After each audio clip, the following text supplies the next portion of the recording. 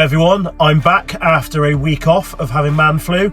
I'm out on the road now for the next 6 days on a road trip, and tonight's overnight park up, halfway to my destination, is the absolutely stunning Lake Windermere.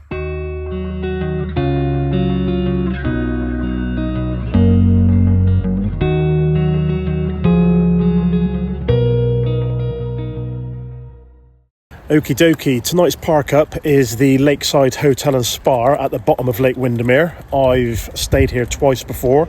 This is now my third. It's a nice quiet little park up on the way up north.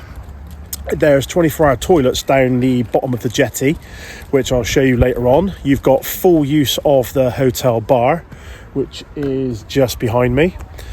And if you're staying here with the kids, you've got an aquarium over there, which is open during the day. I think it's now closing. What else we got here? Ice cream parlour little thing, tickets for the boat ride, and a cafe at the top over there. This area here, apparently you're not really supposed to park here overnight, but they do allow it if it's quiet. You've actually got to go down the far end, which I'll show you later on, either walk down or show you by the drone. But for the time being, I'm gonna have some food. I'm starving. Tonight's disgusting meal is going to be bagged rice and tinned baby sick, chicken korma. So let's get it on the Kadak. Doesn't look too bad, but I'll give it a go anyway. Well, it might be out of a tin and rice out of a packet, but I've eaten worse. But yeah, I'm gonna have some bread and butter with it as well and just pretend it's naan bread. Well, that's dinner done. That's me all filled up now for the rest of the evening. So I'm parked down there. So you follow the path, so the water's on your left-hand side. I'm not gonna walk all the way down, but that is where the toilet block is, just over there. So it's 24 hours, like I said earlier on. Use it by all means, don't abuse it, otherwise they'll just lock it. One thing I forgot to mention as well is on the other side is a railway track, and you can take train rides here, which I saw earlier on, so check this out.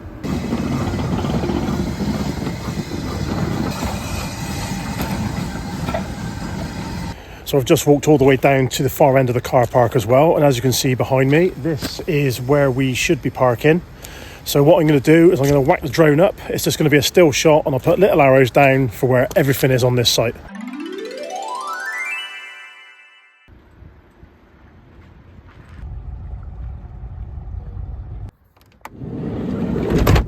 It's now raining and I need to get this van all set up for the evening, so let's go. Right then, that's the van all warm, nice and snug, ready for the night ahead. I'm going to have a nice quiet evening, I think. Going back to the beginning of the video, I said that I've been off this past week with man flu. I can honestly say I've never felt that bad in my life, even when I had COVID the first time round. So I am convinced that I've had this new variant. How I got it, where I got it, haven't got a clue, but I have never felt so rough. I've only just started getting it off my chest, and I do suffer with that quite a bit. I managed to get a bit of strength back last Friday, and I had tickets booked for the NEC for the motorhome and caravan show.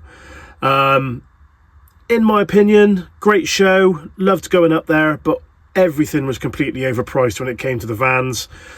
But they were very, very cleverly made when it came to the storage and things like that. So I can't fault them for that. But me on the lookout for another van, all those vans were completely out of my price range. All the accessory bits as well were absolutely fantastic. The Nomad's Kitchen, which have donated stuff to the van before, you have to check them out. Absolutely phenomenal. Mini kitchen sets can fit in the smallest place in your van. Really, really clever ideas, and they've got a lot of new products coming out as well. Also got to meet Chris Sloanes and bought one of his books. I'm looking at doing the Borderlands 320. The thickness of this book, and I'm not a reader at all, it's, well, let's have a look. It's over 240 pages, but having a quick look now, the write-ups are really good for the areas he's been to, and the photography is phenomenal. So I'll be settling down to that later on. So I'm out on the road. I'm out for 6 days. I'm doing a bit of a road trip. I'm not going to tell you where I'm going next because that will ruin the surprise.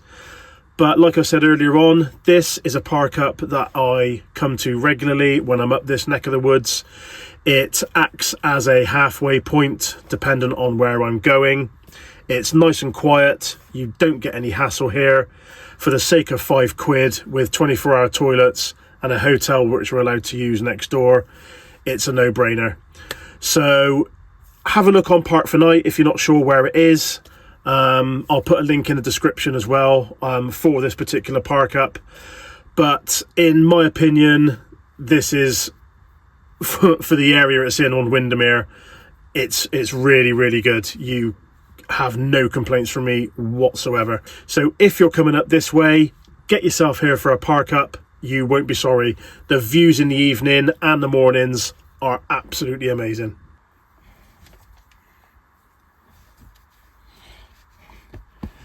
Seeing as I'm parked up, it's going to be rude not to go to the bar for a quick drink before I settle down for the evening.